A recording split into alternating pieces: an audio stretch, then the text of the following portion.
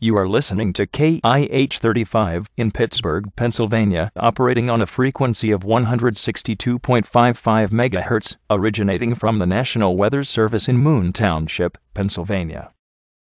Here is the ultraviolet index. For Cleveland, the index is 8. For Pittsburgh,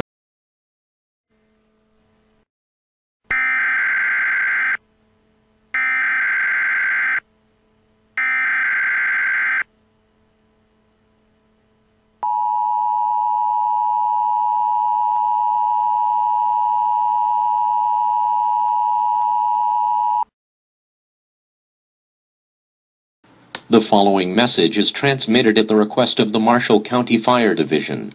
A wildfire is burning out of control south of Interstate 470 and south of Bethlehem, West Virginia.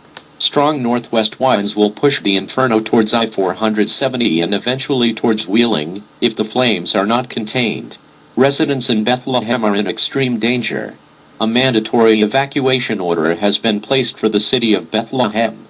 There is not enough time to gather your belongings. If you choose not to evacuate, you will face certain death. Evacuate now. Evacuees should travel to the city of Bel Air, Ohio in Belmont County.